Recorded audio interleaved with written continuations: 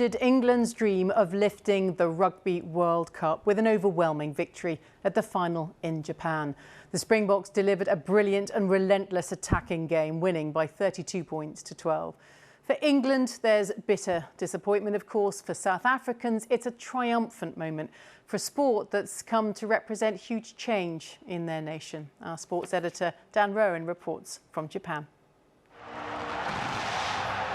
South African rugby's produced iconic moments in the past, now another that may surpass anything that's gone before. Siya Kolisi, the team's first black captain, and the face of a victory that will resonate far beyond this sport.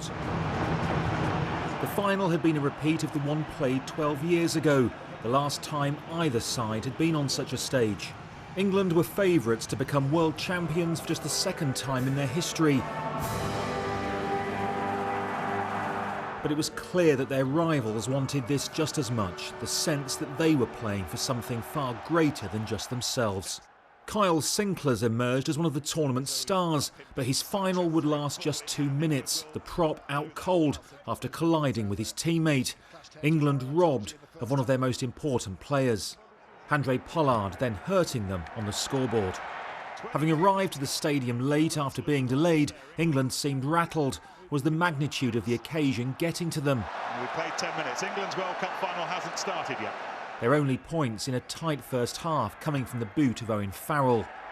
They'd reached the final by taking their game to another level, but not here, not now. Out-muscled by South Africa, who then capitalised on English ill-discipline. England were in trouble, penalised time and time again as the giant South African pack began to dismantle their scrum. No team had trailed at half-time in a final and come back to win. Could England defy history? Not like this. Makazole Mapimpi starting and finishing a rapid attack to score his country's first ever try in a final. It's back to Mapimpi. Brilliant!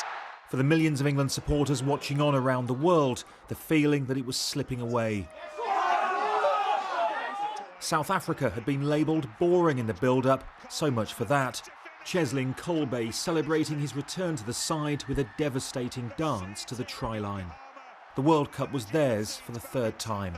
24 years ago, South Africa's first triumph on home soil had given rugby one of its most defining images. Now a leader and team far more representative of their country had provided another. We know we come from different backgrounds, different races, and we came together with one goal and we wanted to achieve it. I really hope that we've done that for South Africa. Left to ponder what might have been, England had been outfought and outthought. This, their third defeat in a final. In the biggest game of their lives, their form had deserted them.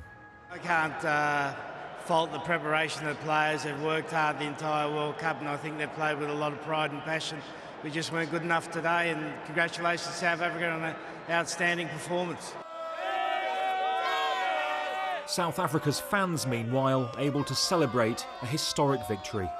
To see Siya Kolisi lead the team was a phenomenal. It says lots about how far the country has come in 25 short years.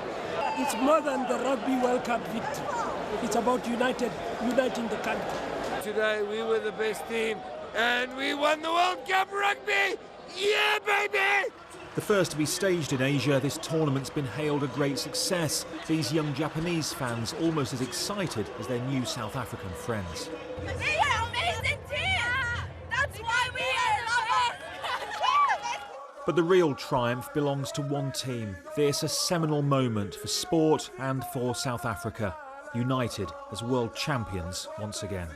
The chance of sporting immortality may have passed them by, but a young England team can still be proud of what they achieved here at a tournament that exceeded expectations. The final will always be remembered for the power not only of South Africa's play, but also the image of their captain, a man born in a township lifting the trophy.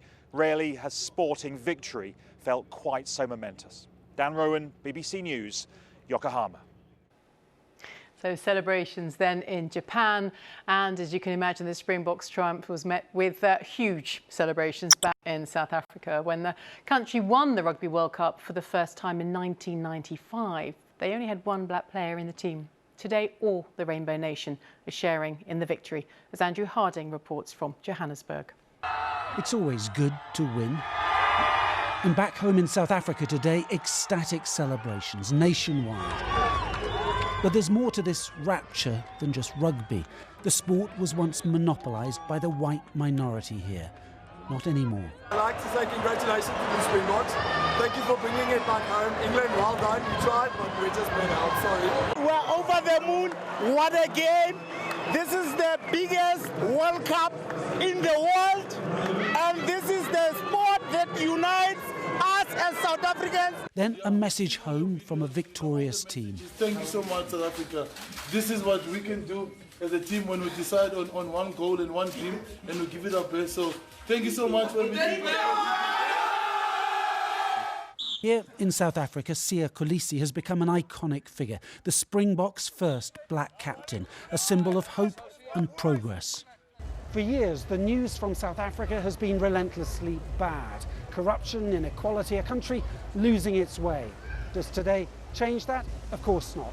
But this victory is a reminder of the bigger picture of how much has changed here since the days of racial apartheid. This is, after all, a vibrant young democracy with a world-beating rugby team. Andrew Harding, BBC News, Johannesburg.